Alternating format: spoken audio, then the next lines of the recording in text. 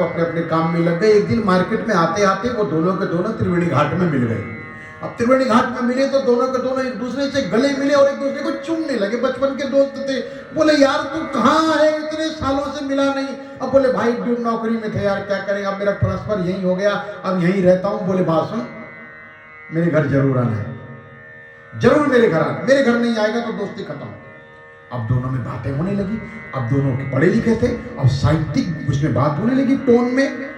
अब उनके बाद अब होता है ना थोड़ा सा कि मतलब मैं बड़ा, ये बड़ी समस्याएं हैं मित्रता में।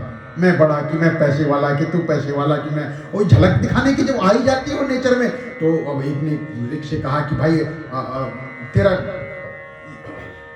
नाक कहाँ है? तो उसने कहा मेरा नाक मेरे पास है। अच्छा, बोला तेरा नाक कहाँ है? बोला मेरा नाक घर पे है। मेरा नाक घर पे है। अब ये बातें उनकी हुई तो उसने कहा यार शाम को क्या कर रहा है?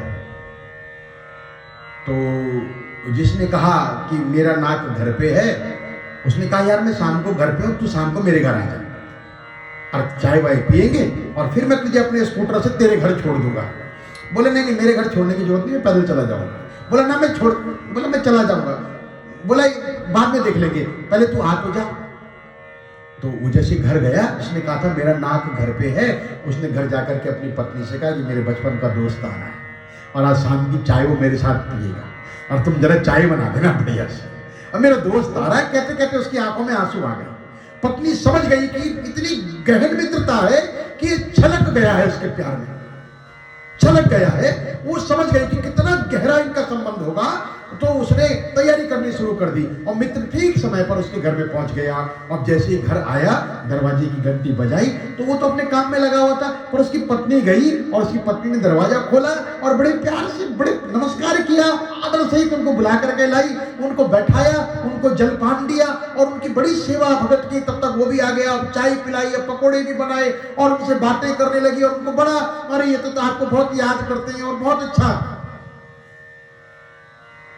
बातें हो गई, चाय पी ली। अब इसने वापिस जाना था ठीक समय से। बोले यार घर जाना है, तेरी भाभी ने सब्जी मंगाई है, सब्जी लेकर के मुझे घर जाना है, खाना बनाना है शाम का, चलता हूँ, फिर दूसरे दिन आएंगे। बोले मैं चलता हूँ तेरे घर, मैं भी तो भाभी जी से मिलूंगा। बोले रहते हैं, बोले ना। अब बोले शाम हो गई तो घर में रह, अपने खाना पीना खा, किसी दूसरे दिन दे। बोले ना, कैसा दोस्त है, मैं जाऊंगा। बोले नहीं भाई रहने दे। बोले मतलब अपने घर में एक कप चाय नहीं पिलाएगा मुझे? बड़ा लालची हो गया, कब से लालची हो गया? अब बोले भाई रहने देना। बोले नहीं मैं चलूंगा, चाहे जो हो जाए अब तो मैं चलूंगा। अब वो कैसे मना करे उसको?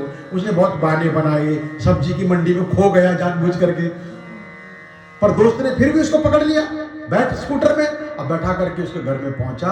अब जैसे घंटी बजी, अंदर से दरवाजा खुला। उसने कहा अब आ रही हो तुम?